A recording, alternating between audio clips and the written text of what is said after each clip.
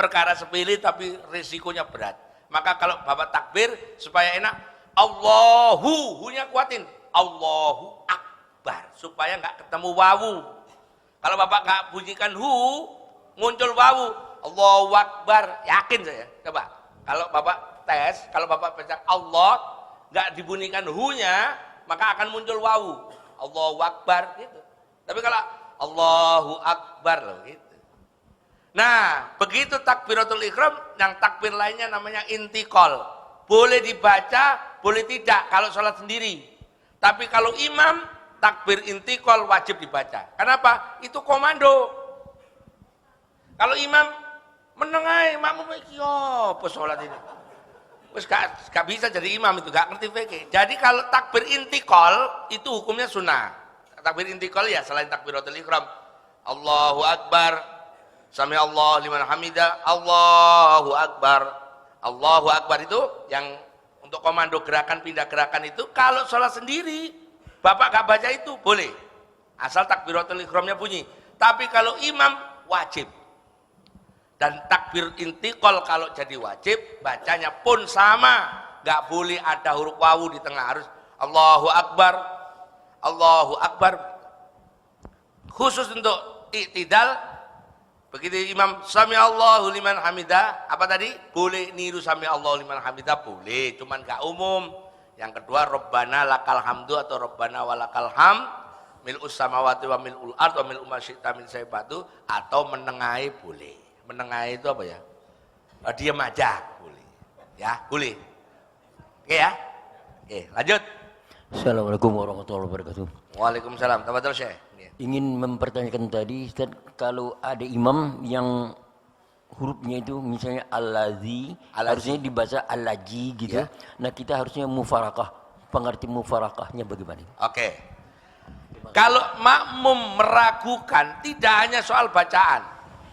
Soal, maaf nih, di depannya ini bacaannya Qur'annya bagus. Tapi tadi kira-kira di rakaat kedua kayaknya bau kentut. Dan Bapak menduga itu kentutnya imam. Jadi waktu sujud itu des gitu kedengeran, ada kayak hentakan apa itu, blower tembakan gitu. Terus Bapak menduga sebelahku gak kroso, sebelahku kayaknya imam. Tapi imam masih terus saja. Bapak meragukan itu, mufarokoh.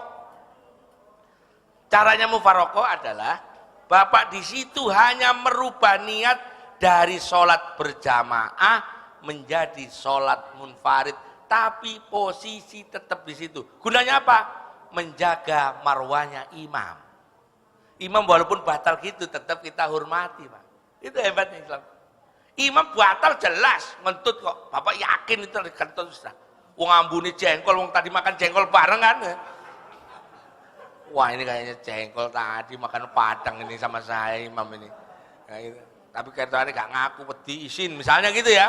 Yakin teman Bapak ini kentut, mufarokoh di situ. Tapi gak usah bubar. Kalau mufarokoh bubar, kasihan imamnya nangis betulan Pak. Coba aja ya. Ada sholat satu baris, imamnya batal, Bapak tinggal deh. Begitu assalamualaikum, nanti ada arek ini mau. Kasihan Pak.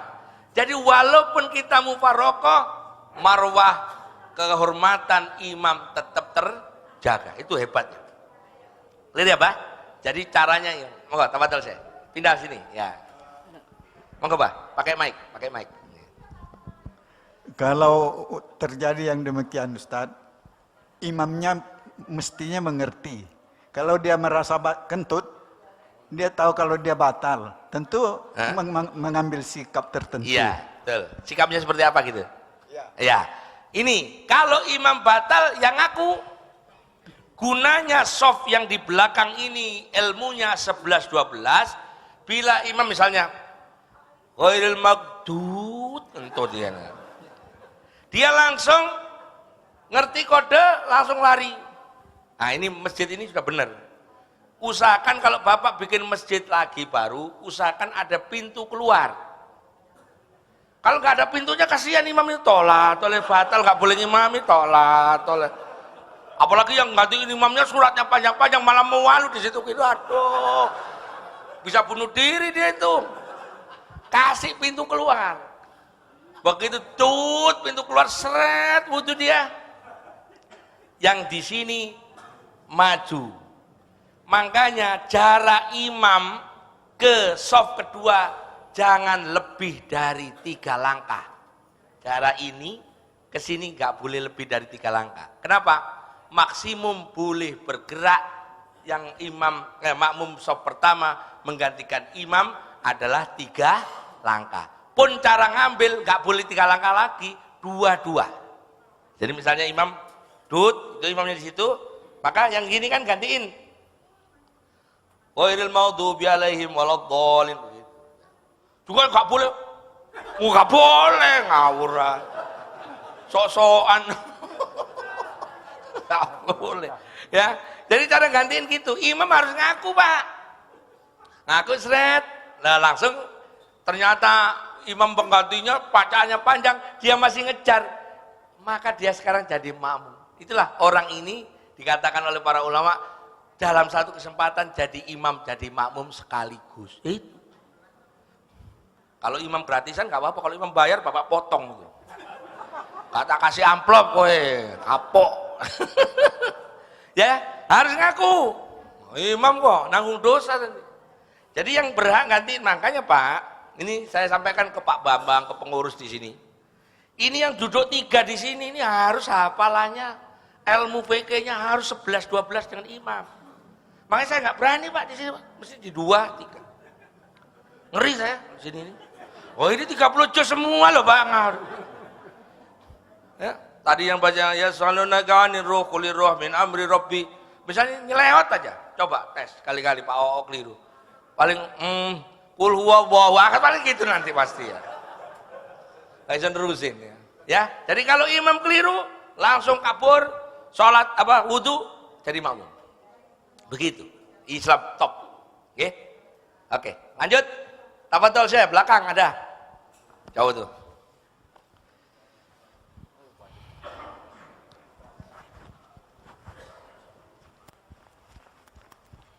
Ya, silakan.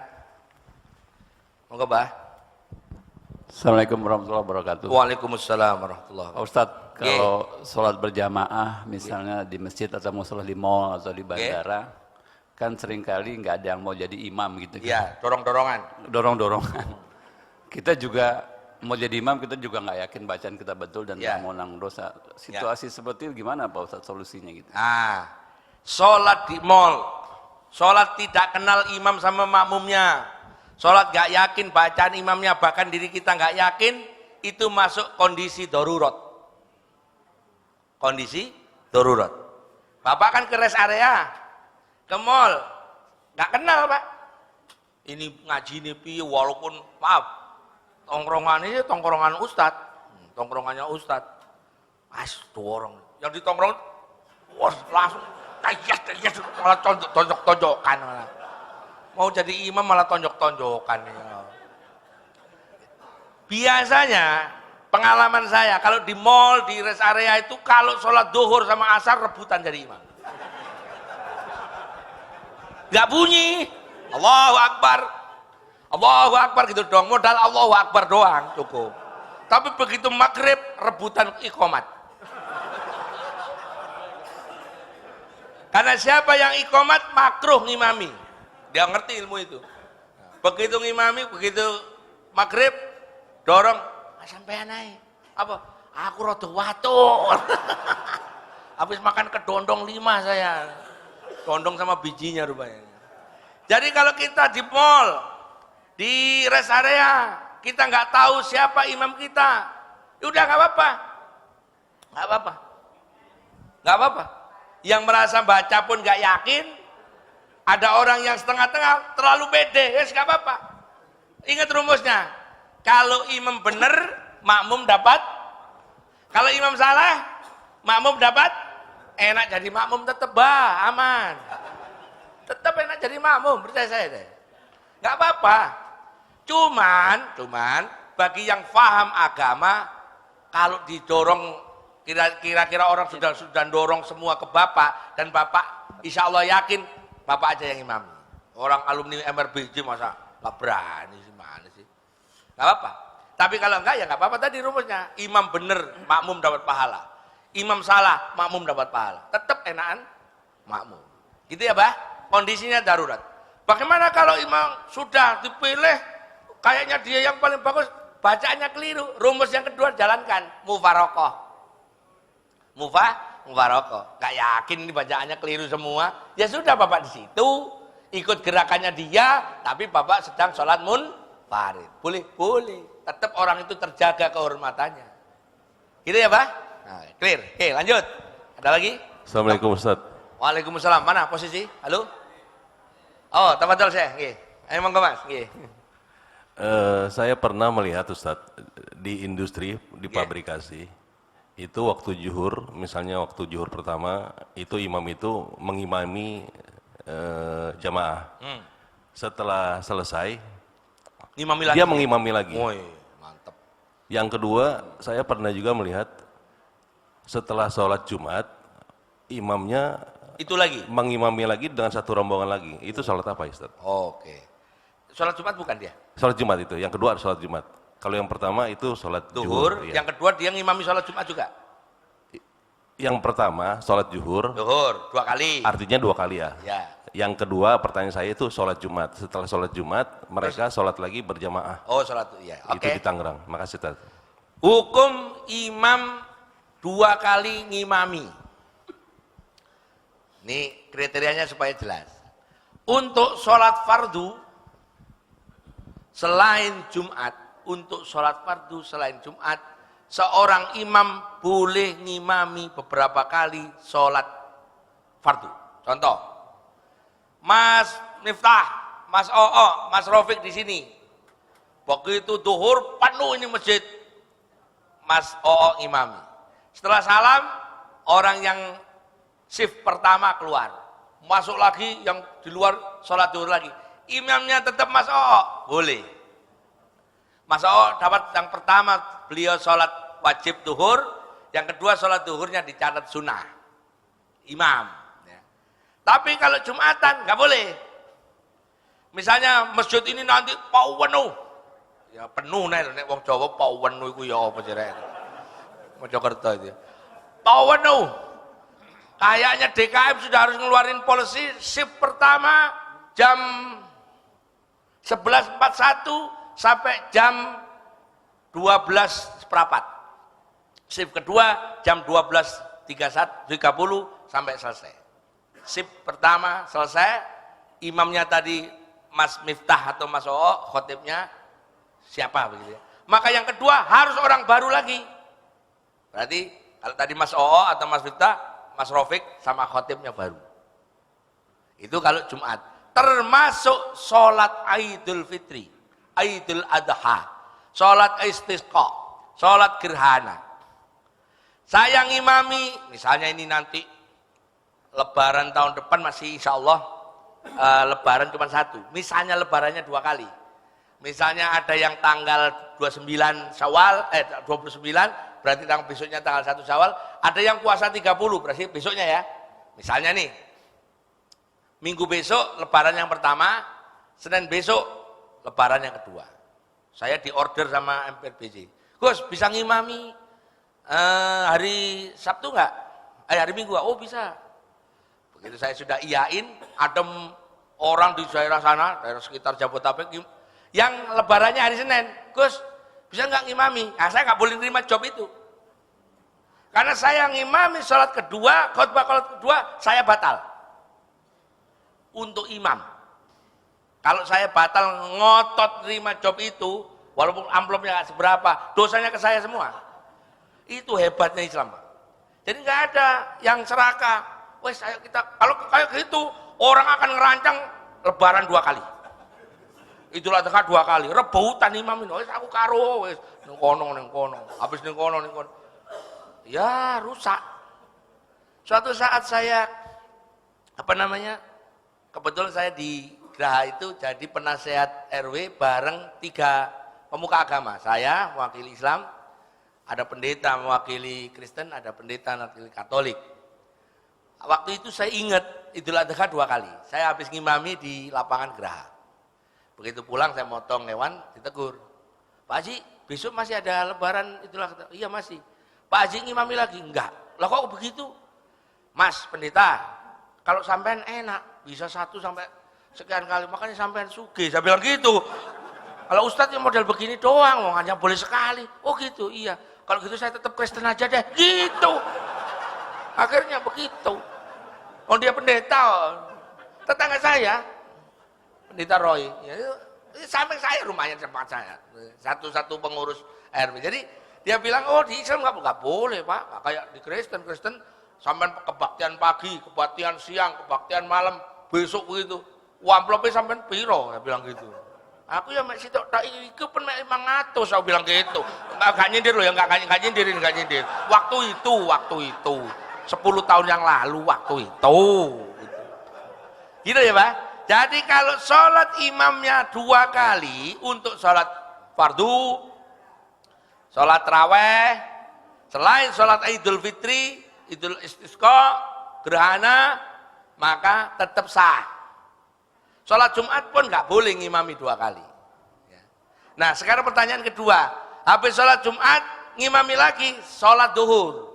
Apa kaidahnya? Ingat yang rumus kemarin, bab sholat Jumat, saya lupa Pak Babang, 3 bulan yang lalu yang bab Jumat ya, 3 bulan, karena ini ketiga berarti 4 bulan yang lalu. Materi sebelum ini kan ketiga, 1, 2, 3 mundur ke 4, berarti 4 bulan yang lalu ada materi bab Jumat. Di madhab Syafi'i khususnya, sholat Jumat itu hanya boleh digelar di misriyah. Apa itu misriyah? Di situ ada sultan, di situ ada surtah, polisi, di situ ada qadi, hakim. Kalau saya bawa kaidah misriyah ke dalam struktur pemerintahan di Indonesia, dia adalah kabupaten. Jumatan hanya boleh diselenggarakan di kabupaten. Karena nanti kabupaten-kabupaten penuh turun ke baladah atau baldah. Di situ hanya ada salah satu dari 3 itu. Qadinya ada, mungkin hakimnya nggak ada, pengadilan nggak ada, polisinya ada. Saya sebut kecamatan. Penuh di kecamatan itu turun ke Koryah. Koryah itu hanya salah satu yang ada, sultan, yaitu desa. Sekarang malah kalau di Indonesia turun lagi sampai RW. Kabupaten bikin, kecamatan bikin, desa bikin, RW bikin. Bahkan mungkin sampai RT. Di Geraha Raya tempat saya itu masjidnya ada 23 klaster, hampir semuanya punya musola, 5 masjid. 5 masjid itu paling enggak kan 5 RW, ya kan? Nah, kalau di dalam kaidah misriyah mazhab Syafi'i, sholat Jumat hanya boleh dilakukan di kabupaten. Di kabupaten saja boleh. Siapa orang gelar di baldah atau di Korea, maka siapa yang pas duhur tak langsung khutbah, langsung assalamualaikum warahmatullahi wabarakatuh, maka dia masjid itu yang sah. Kan repot Pak, misalnya duhur jam 11.41, jamnya kan mungkin kita setelannya nggak sama. Yang siapa yang sah di Korea itu atau di baldah itu? Nggak ada. Maka untuk ikhtiyat itu hati-hati. Ulama Syafi'iyah menambahkan 1 sholat duhur, menambahkan seperti ziyadah namanya, sholat asar iadah, menambahkan sholat iadah yaitu duhur terhadap sholat Jumat yang sudah dilaksanakan. Siapa tahu Jumat kita tadi tidak memenuhi kriteria misriyah, maka terus dia sholat duhur. Dan ini common di Syafi'i. Kalau Bapak jalan ya, Bapak ke arah Tangerang, mulai dari mau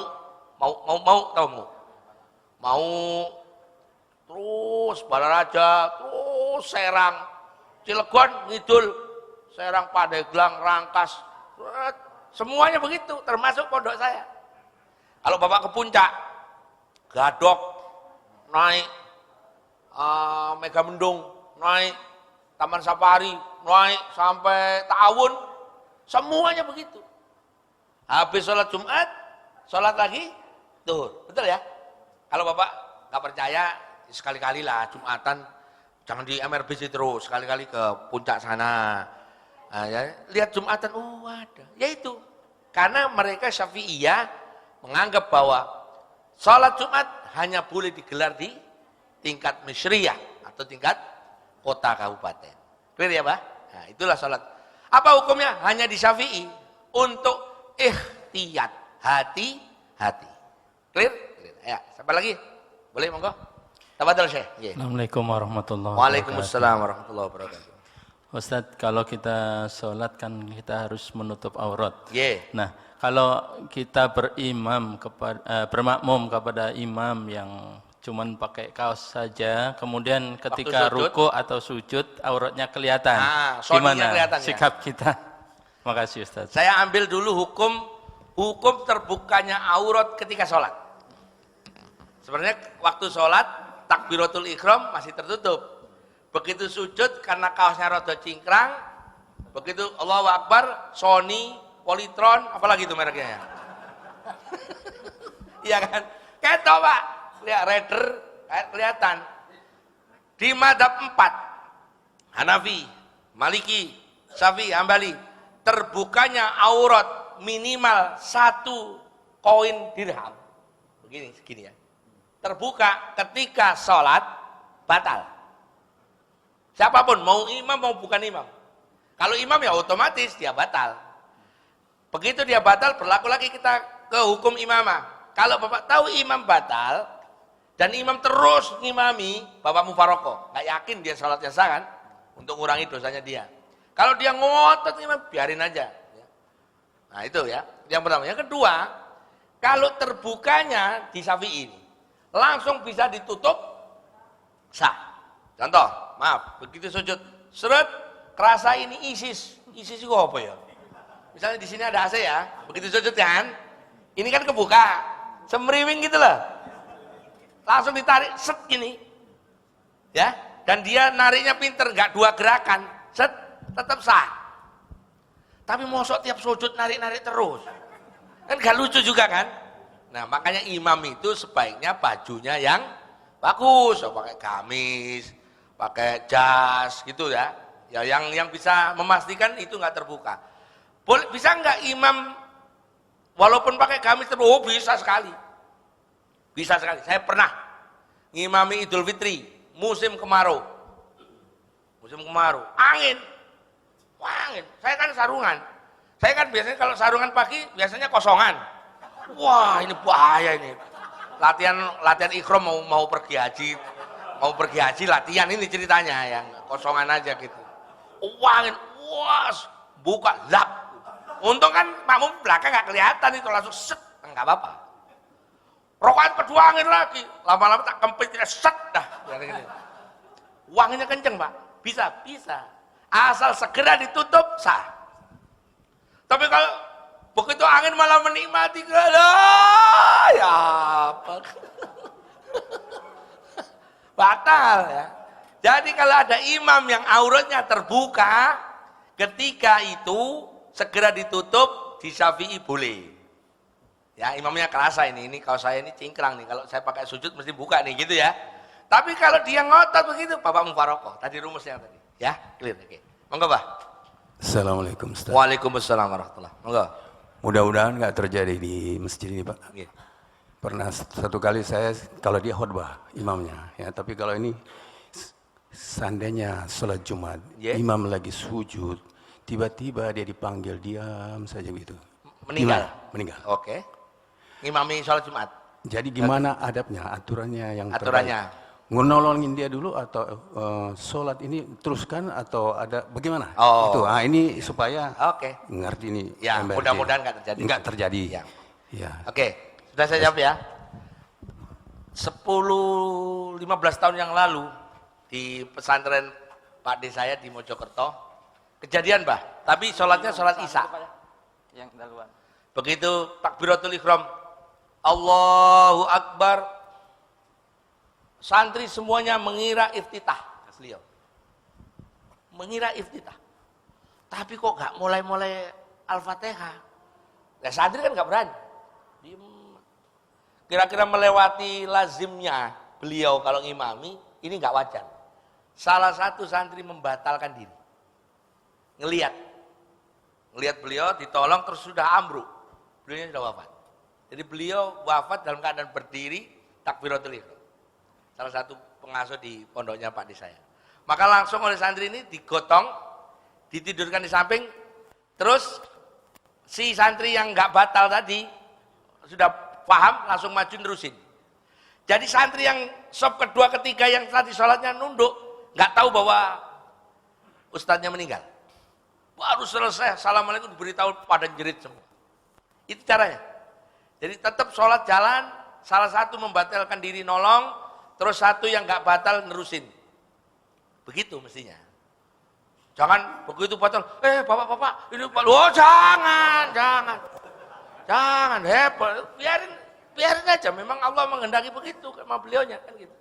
Jangankan itu Pak, di Surabaya saya lupa berapa tahun yang lalu, salah satu penyiar radio pengajar bahasa Arab di radio apa yang di Radio Mujahidin. Saya masih ingat waktu masih SMP atau SMA itu. Waktu khutbah meninggal Pak, waktu khutbah meninggal. Maka begitu meninggal jatuh ditolong oleh pengurus. Kalau khutbah kan relatif orang-orang pada melek ya, bukan sholat. Ditolong, dibawa ke ruang ini, khutbahnya dilanjutin. Begitu sholat Jumat agak diringkas, langsung diumumkan bahwa beliau meninggal. Udah gitu aja. Gak apa-apa, gak usah heboh. Waktu itu untungnya belum ada Twitter, belum ada Facebook, belum ada Instagram. Kalau ada rame waktu itu. Ya SMP tahun 80-an lah. Caranya begitu ya. Jadi kalau ada imam yang tiba-tiba oleh Allah diangkat nyawanya wafat, maka ini tadi penting yang nomor sini loh Pak. Ini loh. Yang baris ini loh. 1, 2, 3 ini loh. Tadi saya lihat Pak Bambang ya. Pak Bambang harus tanggung jawab Pak Bambang.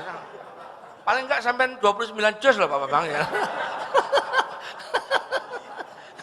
Ngeri loh, DKM ngeri Pak. DKM itu berat banget. Makanya sudah waktunya DKM digaji itu sudah waktunya itu Masya Allah. Ya gitu ya Pak ya. Jadi kalau ada yang wafat, yang udzur itu kan macam-macam, wafat, pingsan, ya, terus apa tuh, najis permanen, batal itu kan termasuk ya. Itu caranya ya.